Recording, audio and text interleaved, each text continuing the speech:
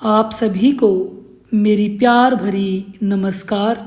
आशा करता हूँ आप सभी स्वस्थ होंगे। दोस्तों, हम अपने इस जीवन में सुख की तलाश में भागते रहते हैं। कोई अमीरी में सुख ढूंढता है, कोई शोहरत में सुख ढूंढता है, कोई सत्ता में सुख ढूंढता है। लेकिन क्या असली सुख वही है? असली सुख के बारे में कबीर जी अपनी वाणी में समझाते हैं। मन लागो मेरो यार फकीरी में। आज हमें कबीर जी इस वाणी में समझा रहे हैं, जब हमारा मन उस परमात्मा से जुड़ जाता है, उस परमात्मा में लीन हो जाता है, तो हमारा मन उसकी इबादत में लग जाता है। तभी कबीर साहिब जी हमें समझा रहे हैं, मन लागो मेरो यार फकीरी में। जो सुख पायो नाम भजन में, सो सुख नाही अमीरी में। दुनिया सोचती है कि सुख अमीरी में है, लेकिन कबीर जी कहते हैं असली सुख तो नाम स्मरण में है। एक कहानी के उदाहरण से समझते हैं। एक राजा ने संत से कहा, मेरे पास सब कुछ है, पर मन को शांति नहीं मिलती।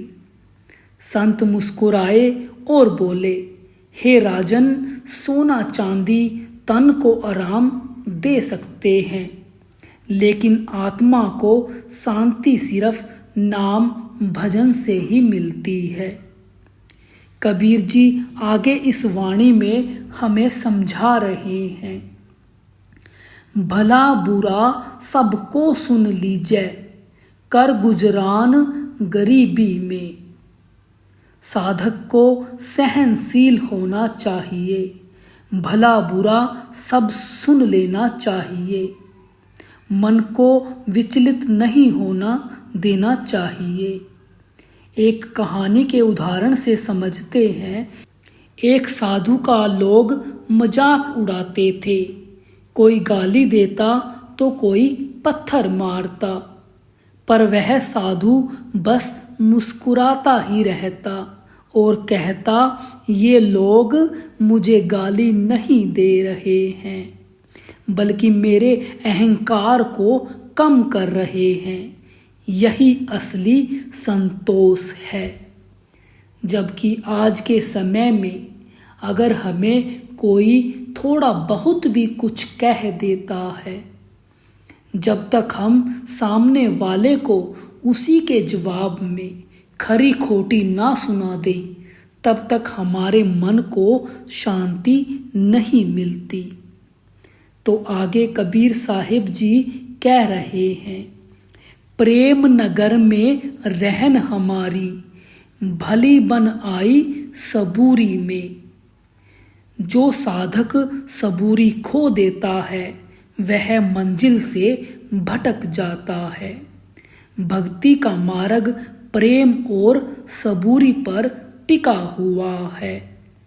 जैसे किसान बीज बोकर तुरंत फसल नहीं पाता, वह धैर्य रखता है, पानी देता है, इंतजार करता है। वैसे ही साधक को नाम भजन में धैर्य रखना चाहिए। वो कुल मालिक हम पर अवश्य अपनी मेहर जरूर करेगा। आगे कबीर साहिब जी फरमाते हैं, हाथ में कुंडी बगल में सोटा, चारों दिशा जगीरी में। साधु का जीवन बहुत सरल होता है। हाथ में भिक्षा पात्र, बगल में लाठी और दिल इतना विशाल कि चारों दिशाएं उसकी जगीर बन जाती हैं। असली बादशाह वह नहीं जो दूसरों पर राज करता है, बल्कि वह है जो अपने मन पर राज करता है। आखिर में कबीर जी यह समझा रहे हैं, आखिर यह तन खाक मिलेगा, कहाँ फिरत मगरूरी में। भाइयों, यह शरीर मिट्टी का बना हुआ है और अंत में मिट्टी में ही मिल जाना है। फिर हम किस चीज़ का गुरूर करते हैं? क्यों हम घमंड करते हैं?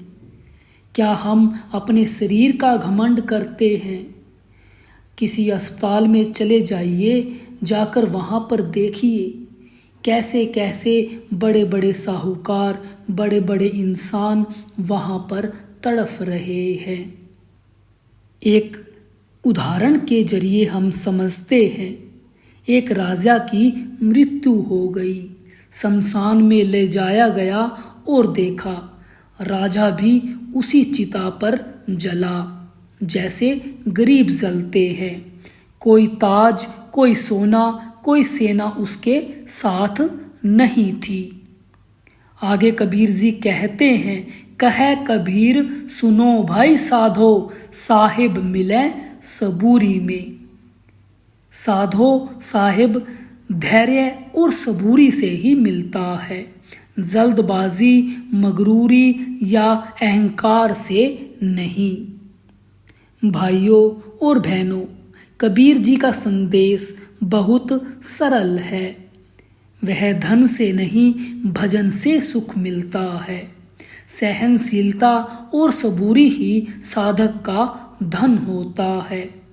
यह शरीर नश्वर है, इसलिए अपने अहंकार को हमें त्याग देना चाहिए और सच्चे दिल से सबूरी के साथ नाम भजन करना चाहिए, तो हमें अवश्य ही ईश्वर की प्राप्ति होगी।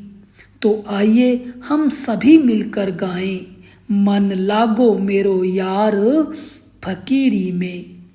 आप सभी का तहे दिल से धन्यवाद। अगर आपको कबीर जी की यह वाणी अच्छी लगी हो तो कृपया मेरे इस चैनल को सब्सक्राइब करें और आगे शेयर करें।